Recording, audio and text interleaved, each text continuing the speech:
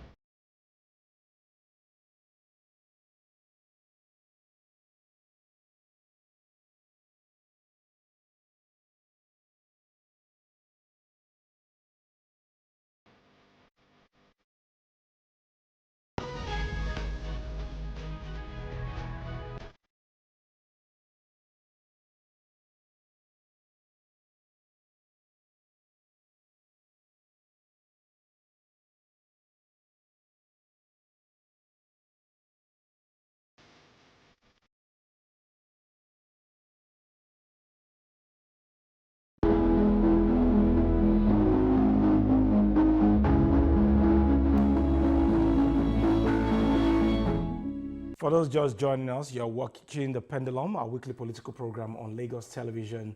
And our focus tonight is on the second coming of Donald Trump, the 47th president of the United States of America.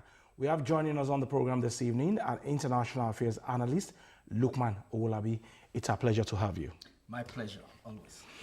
All right, prior to the election of Donald Trump as the 47th president of the United States of America, we had you on another program entirely right here in the premises of Lagos television. Now Donald Trump is back as the 47th president of the most powerful nation in the world. And I'm sure that you did watch the inaugural speech of Donald Trump while he was being sworn in as the 47th president.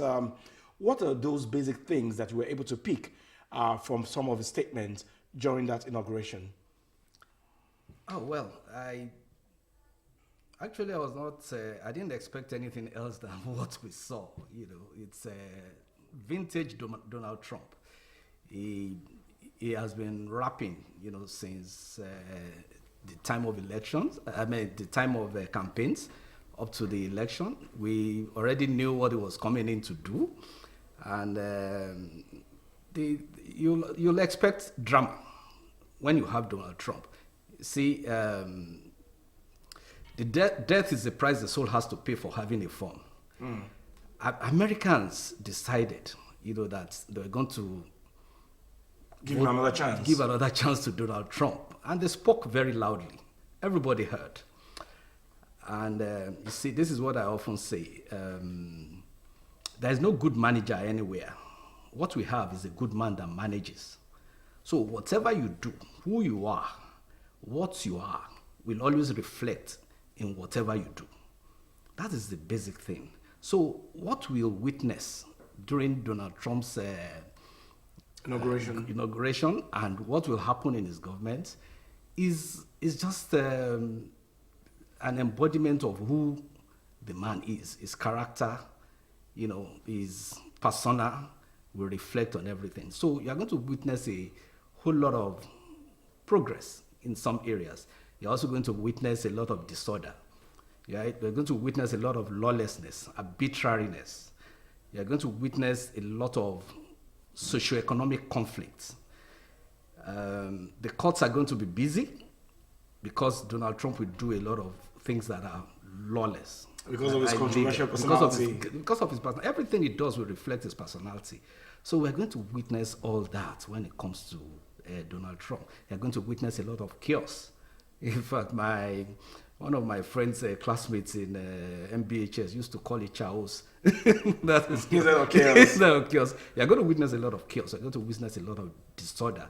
And in the midst of all that, you're going to witness probably an expansion of the economy, mainly due to his arbitrariness too, because all those things that were regulated during Biden's time will no longer be regulated. They will be free fall.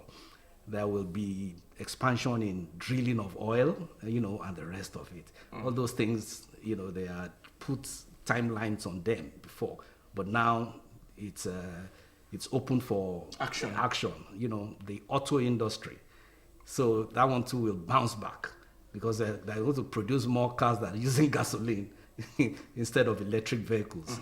So all those things will create jobs. It will expand the economy, mostly in areas where legitimate citizens will not have interest in. Okay. All right. I want us to look at some of the basic things that Donald Trump said during that inauguration. He said he was going to impose more tariff on international trade between China, Canada, and some other countries.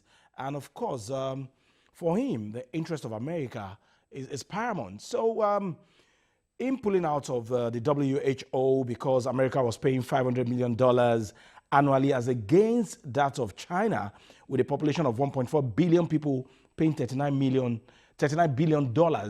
Would you blame Donald Trump for protecting the interest of America? No. You see, whatever you believe, America is a world power, and they're a world power for a reason. So when you want to maintain your influence all over the world, this is the kind of things you do. You show them that you are the world power, you are a leader in such areas. So when you begin to withdraw from organizations like WHO because you believe they don't serve your interest, it will also have its own effect. Some other countries that are benefiting from whatever WHO does, that is the World Health Organization, whatever they do, they will also not pay premium to you because you are no longer part of them. And the thing about such things is that some other organizations or countries will now, step into it and make it work. I don't blame him. $500 million is a lot of money, but not for the United States. A country like America. And if you look at contributors to World Health Organization, after United States of America that contributes about $500 million, is the Gates and Melinda Foundation. Yeah, they also contribute about $470 or so million. Then United Kingdom, I think contributes about 370, and then you have Germany, and then European Commission. China has not come forward, when it comes to contributions to World Health Organization. In fact, Nigeria contributes more than China. So it is now time for them to have a rethink that it is not only Belt and Road Initiative that we'll be spending our money on. These are also areas where you can, it's for the good of the world. So you can contribute to this one. And I think it's time for them to step up too. So in all of these now, what do you think is the need for Nigeria and Africa in general for the second coming of Donald Trump? I don't think we are going to benefit more from, because anything about Donald Trump is, for me, it's transactional. So it's about what's in it for me. Why should I help you? There was a time he called many countries of Africa some kind of funny names. And he doesn't believe that we deserve the privilege and the AIDS, and for it. So I don't think that one is going to come in. Even the Africa Growth and Opportunities Act, the AGOA, that the Democrats, invented in America to support African countries. I don't think it's going to get funding from Donald Trump. So in those areas, what baffles me is when you say you're going to be world leader, in what ways do you want to be world leaders? Do you want America to be for only Americans or for us to help people? Nigeria was once, like a superpower in Africa. It was because we had the means and we were spending it. In fact, there was a time Gowon said, money is not our problem, but how to spend it. That was because we had the money, we had the petrodollars, and we were able to spend it. Along the line, we are no longer able to do what we used to do. So our influence will wane. Some countries will now not respect us the way they respected us back in the day. So it's about giving to other countries in the world. It's about cooperating with world organizations. It's about making your presence felt. It's about influence, power, influence, and authority. So if you want to claim to be a world leader, do you want to be a world leader within your closet or on the global stage? So that's a dilemma that Donald Trump will have to resolve by himself. So if you say you are not going to contribute to who, you are not going to go, you are withdrawing from the Paris peace agreement, you are with a climate agreement, you are withdrawing from the Paris climate agreement. Paris climate agreement. Why do you think? Because it doesn't want anything to hamper, the way it sees energy.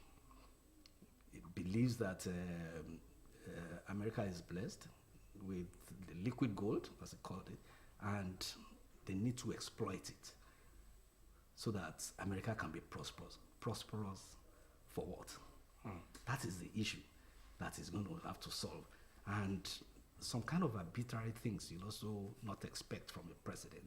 That's why when he was speaking yesterday and he was talking about changing the name of the Gulf of Mexico.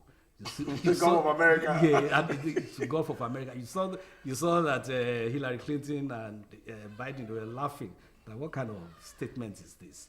If you want to change it to Gulf of Mexico, first there's a body, the Geographic Names Institute, that has that responsibility to do it.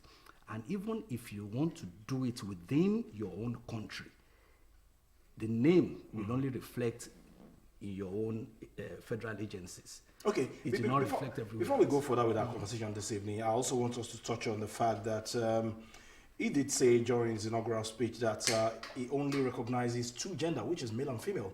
But we'll come back to that immediately after this break. We'll be going on a very short break to bring you the soundbite of the week on the Pendulum. Stay with us.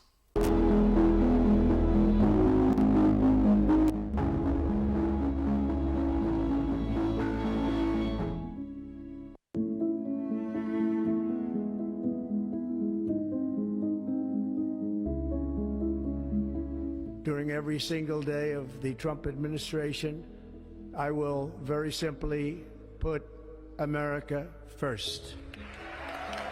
Legal entry will immediately be halted, and we will begin the process of returning millions and millions of criminal aliens back to the places from which they came. This day on, the United States of America will be a free, sovereign, and independent nation. We will stand bravely. We will live proudly, we will dream boldly, and nothing will stand in our way because we are Americans. The future is ours, and our golden age has just begun.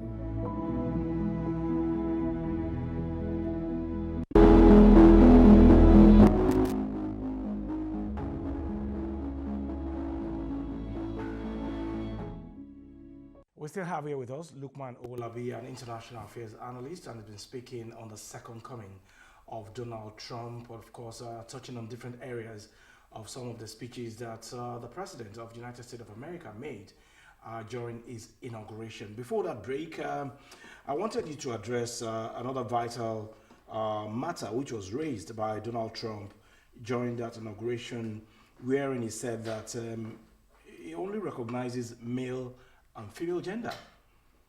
I mean, that's one of the progressive ideals you'll find with Donald Trump. When he believes in something, if he believes in something that is right, you get the benefit. If he believes in something that is wrong, you also get the benefit. So this is one of the progressive ideals that he espouses. And frankly, the transgender thing is it's lunatic in my estimation. I don't know why you elevate that kind of thing to state policy. So much so that America was even paying some other countries, to be sympathetic to their cause. I don't know how that came into being, but I think on this, I'm with Donald Trump, and I think the lunacy should be expunged immediately. Whoever wants to do it can start doing it in their closet, but not elevated, to be a state policy. Okay. So, Professor Bolaji Akinyemi also granted an interview, and he described that inaugural speech of Donald Trump as a disaster. He said he was threatening other parts of the world, that America is going to do this, is going to do that. Is that your own perception of that inaugural speech of Donald Trump as well? You see, when the lobster walks on mud, it stirs it up for everyone. And that's what I said from the beginning. I said you're going to see a lot of arbitrariness, a lot of some things that you will not expect to hear from the president of any country at all. You will hear it from Donald Trump. And that's why we talked about his character, that anything he does, his character will reflect in it. So that's, Donald Trump for you. You are fired. He even made a tweet and fired. He fired some people. Four of them. Yeah, from his tweet, he fired 4 people and told some other people, that this is a notice for you. We are coming for you. So those are the kind of things you get from Donald Trump. And it's not, it wasn't a speech per se. It was just an opportunity for him, to continue what he has been doing during the campaigns and blab and blab and blab. Sometimes that's what fires up, his constituency. That is why they like him in any case. So he wants to continue to pander to their interest. So for him, he doesn't care. Nothing about officialdom. Anywhere he has an opportunity, he'll say what he wants to say. Unfortunately, sometimes there is an expectation gap, because when push comes to shove, you'll discover that most of the things you are saying, you are not able to do them, because there are laws. Yeah, there are laws. I mean, you have to operate within the limits of constitutionality. There is international law to guide you in some places. There's administrative law to guide you. There's also the Constitution, which is a ground norm that will tell you, no, you cannot do this. It wants to stop citizenship for those born in America. Even before he finished the sentence, some people had gone to court. Yeah. Because it's a constitutional issue. That had been settled with the 14th Amendment that was promulgated in 1868 and ratified in 1866 and ratified in 1868 by the Congress. So it is there and nothing has changed. So you believe that with an executive order, you can change the status quo. No, you can't. Because executive orders, it's just a statement, by the president, directing federal agencies to direct their funding, how to direct their resources. Presidents use executive orders, to do certain things, but the law is always there because it's not a source of law. Executive orders are not a source of law. So when you issue executive orders, you should expect that some people will counter it. Executive orders. And that's what we're beginning to see already. Immediately, because executive order is actually a very popular instrument of exercise of executive power by the president, in order to drive their policies and actions. I mean, President Muhammadu Buhari also tried to use it in... He did. Yeah, he tried to use it in 2020, Executive Order 10 of May 2020, when he wanted to give direct funding to the legislature and the judiciary of states You know, that is not what obtains at the federal level. They obtain their own money from the Consolidated Revenue Fund. So there is clear separation of powers at the federal level. But at the state level, it's not like that. The money goes straight to the executive, and they now pander to the executive. The legislature at the state level and the judiciary at the state level will have to wait on the executive to collect their money. But at the federal level, it's not the same. They collect their own money straight, direct from the Consolidated Revenue. Unlike the states. So it is good for separation of powers. So they need to exercise their own independence too. But at the states, it's not like that. Okay. So that's why Buhari made that executive order. But it was challenged at the court. Okay, quickly, I wanted to speak to his policy on immigration. And are you hopeful that there's going to be peace between Russia and Ukraine at the end of the day? Because he did promise while he was campaigning that he was going to end that war in 24 hours. Well, you see, the distance between insanity and genius is only measured by success. Hope is one thing. And from what we see on the ground is chummy with Vladimir Putin. But there's nothing he can do with Vladimir Putin unless he talks to the Ukrainian president. You know, because Vladimir Putin will only cease fire when he sees that what he's asking for is being done. Otherwise, there will not be peace. So what the American president can do is to pile pressure on the Ukrainian president and say, look, whatever Russia wants, let's sit down and negotiate a ceasefire so that there can be peace. The good thing is that he has access to both presidents. So he can talk to this one and talk to that one. And then hopefully, we can only hope that something comes out of it at the end of the day. And in terms of immigrants, in terms of immigrants, well, I don't think this is the best time for them because Donald Trump needs to continue to pander, you know, to his constituency, and that is why they put him there. So if he now reneges and says he's going to, but there are some things that will hinder him too, particularly regarding the issue of asylum seekers. You know, they remain in Mexico. Yeah. While their case is still on. While their case is still on. That one is also, I think in international law, it is called the non-refoulement. Now, non-refoulement means that you are not, you're supposed to protect asylum seekers or immigrants when they are seeking asylum, because you cannot ask them to remain where they are being persecuted for them to have justice. You have to keep them somewhere. So that will create, you know, a lacuna for him. So I'm sure some people will also go to court on that, you know, because it goes against the grain of international law. All right, we must thank you very much, Lukman Owolabi, for coming on the program this evening to come and share your perspective with us on the second coming of Donald Trump. I've been speaking with Lukman Owolabi, an international affairs analyst, on the second coming of the 47th president of the United States of America, Donald Trump. And, you know, he was able to touch on so many things as regards the inaugural speech of Donald Trump and what the world should expect. For Lukman, he's not surprised and he's not expecting anything new from Donald Trump. We thank you once again for your time. My pleasure is mine. All right, that's the show this evening. We thank you very much for watching. We'll be back again next week at 7 p.m. talking politics. As usual, I am Ajibola Ojeshola. I'll see you then.